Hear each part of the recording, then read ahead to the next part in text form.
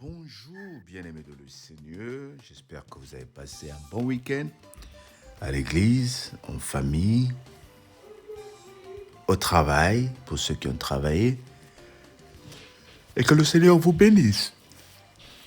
Nous sommes en train de commencer cette semaine en introduisant Pâques.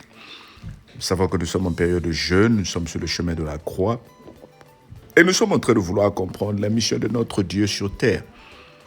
Jésus n'est pas venu sur terre pour que nous célébrions Noël. Jésus n'est pas venu sur terre pour que nous ayons une vie de fêtard. Mais Jésus est venu sur terre. Oui, nous prenons Noël où nous commémorons que Jésus était venu sur terre une fois. Mais la fête la plus importante pour nous les chrétiens, c'est Pâques. Pâques nous rappelle le sacrifice. Pâques nous rappelle le chemin de la croix. Pâques nous rappelle comment Dieu est mort sur la croix pour toi et pour moi. Et il nous aime. Alors ce matin, nous voulons parler de Pâques. Je t'introduis que nous sommes en train de célébrer la Pâques juive. Nous parlerons de la Pâques juive et de la Pâques chrétienne. La Pâques dans l'Ancien Testament et la Pâques dans le Nouveau Testament. Et nous voulons commencer par la Pâques dans l'Ancien Testament. Tu trouveras cela dans Exode 12. Prenons Exode 12. Nous allons lire à partir du premier verset et je te dirai où on va s'arrêter. Lisons Exode 12, 1 à 11. L'Éternel dit à Moïse et à Aaron dans le pays d'Égypte, « Ce mois-ci sera pour vous le premier des mois. Il sera pour vous le premier de mois de l'année. Parlez à toute l'assemblée d'Israël et dites, le 10e jour de ce mois, on prendra un agneau pour chaque famille, un agneau pour chaque maison. Si la maison est trop peu nombreuse pour un agneau, on le prendra avec son plus proche voisin, selon le nombre de personnes. Vous compterez pour cet agneau d'après ce que chacun peut manger. Ce sera un agneau sans défaut, mâle, âgé d'un an. Vous pourrez prendre un agneau ou un chevreau. Vous le garderez jusqu'au 4e jour de ce mois. Et toute l'assemblée d'Israël l'immolera entre les 2 soirs. On prendra de son sang et on mettra sur les 2 poteaux et sur le linteau de la porte des maisons où l'on le mangera. Cette même nuit, on ne mangera la chair rôtie au feu. On mangera la chair rôtie au feu. On la mangera avec des pains sans levain et des herbes amères. Vous ne la mangerez point à demi-cuit et bouillie dans l'eau, mais il sera rôti au feu avec la tête, les jambes et l'intérieur. Vous ne mangerez rien jusqu'au matin, et s'il en reste quelque chose le matin, vous le brûlerez au feu. Quand vous le mangerez, vous aurez vos reins sains, vos souliers aux pieds et votre bâton à la main, et vous le mangerez à la hâte. C'est la Pâque de l'Éternel. Quand vous le mangerez à la hâte, avec un bâton en main. Waouh! Avec un bâton à la main, et vous le mangerez à la hâte. Donc la Pâque, vous la mangerez vite. Vous n'allez pas manger la Pâque dans une situation calme, dans de bonnes conditions. Alors, nous sommes dans la maison, ils sont dans les maisons, mais le Seigneur dit qu'ils vont manger la Pâque à la hâte. Donc vite, pressé. Mais ce n'est pas cette nuit que le Seigneur était en train de les faire sortir du pays d'Égypte. Cette nuit, c'est la nuit où le Seigneur est en train de préparer à passer pour faire mourir les enfants, les premiers-nés des enfants d'Égypte à cause de grands cœurs de Pharaon qui ne voulait pas libérer le peuple de Dieu.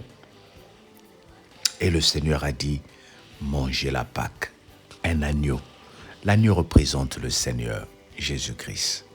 Nous ne sommes pas encore dans le nouveau Pâques chrétien, mais nous sommes encore dans la Pâque juive. Le Seigneur est en train de montrer aux Juifs ici, là, que je suis en train de vous montrer ma puissance, que vous allez manger cette Pâque à la hâte. Bien-aimés, avec le Seigneur, vous allez voir avec ses enseignements, chaque fois que le Seigneur est en train de faire quelque chose, il avait des plans ou des stratégies précises qu'il est en train d'enseigner aux enfants d'Israël. Pourquoi? Mais c'est ce que le Seigneur est en train de t'enseigner. C'est ce que le Seigneur est en train de m'enseigner. Voilà pourquoi quand je dis que nous devons jeûner, par exemple, et que nous n'allons pas manger la viande avec le sang, que quand nous allons jeûner, nous avons besoin de l'huile d'olive, que quand nous allons jeûner, nous avons besoin de faire quelque chose. Ce n'est pas parce que nous voulons faire de Mathieu vu ou nous voulons faire quelque chose. Le Seigneur a toujours une stratégie quand il s'agit de quelque chose. Dans cette Pâque chrétienne ici, là, il est en train de dire aux enfants des Juifs de le manger à la hâte, alors qu'ils sont dans leur maison. Le Seigneur t'a donné un plan pendant ces moments de jeûne. Il a dit de prier pendant 16 minutes pour 16 choses que tu vas vivre comme un miracle. Ce sont des stratégies que le Seigneur établit ici. Pendant la Pâque, il veut montrer aux enfants d'Israël que je passerai. Mais ce que vous avez fait aujourd'hui, quand vous mangez à la hâte, je suis en train de vous sortir de la zone confortable.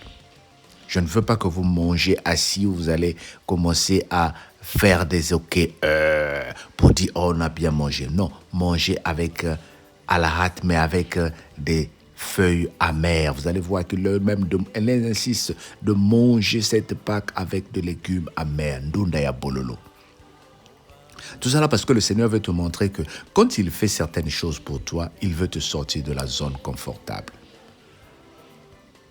Pour prier, par exemple, le matin, il faut que tu te réveilles d'abord, à l'heure où ton réveil a sonné. Mais le Seigneur te sort de la zone confortable. Au lieu que tu te réveilles à 6h, il te dit de te réveiller à 3h16 et prie. Au lieu que tu pries à midi, il te dit prie à 15h16. Des stratégies que le Seigneur est en train de mettre en place. Parce qu'il a compris que le diable, il a compris que l'ennemi, qui est la distraction, connaît tout ce que tu fais déjà. Maintenant, il veut mettre sur place un système qui va faire que toi, tu vives la main de l'Éternel. La Pâque que nous mangeons à la hâte nous représente ici le Seigneur qui est en train de nous faire sortir, mais très vite, de cette situation qui t'a bloqué. Je viens parler à quelqu'un pour te dire que tu es en train de sortir de ce célibat, mais très vite. Que tu es en train de sortir de ce chômage, mais très vite. Que tu es en train de sortir de cette situation de papier, mais très vite, à la hâte. Tu es en train de sortir, pas comme les autres. Ta vie n'est pas comme les autres. Dis, ma vie est différente. Le Seigneur a un plan. Je t'introduis juste cette Pâque et nous allons comprendre comment la Pâque juive a été célébrée. Qu'est-ce qu'elle représente? À partir de cette semaine, nous allons commencer à étudier cette Pâque. Et je suis sûr que le Seigneur a un message précis pour toi qui va changer ta vie au nom de Jésus. Dis avec moi, je reçois. Amen. Prie pour que le Seigneur te prépare à vivre la Pâque. À midi, le soir, que le Seigneur nous prépare à vivre la Pâque.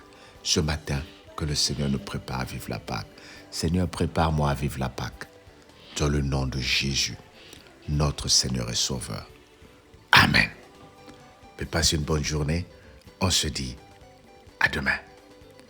Ou à midi, ou ce soir, pour ceux qui suivent le jeûne avec nous. On se retrouve à midi pour la prière de midi et le soir sur Skype ou Team. Que le Seigneur te bénisse. Bye bye.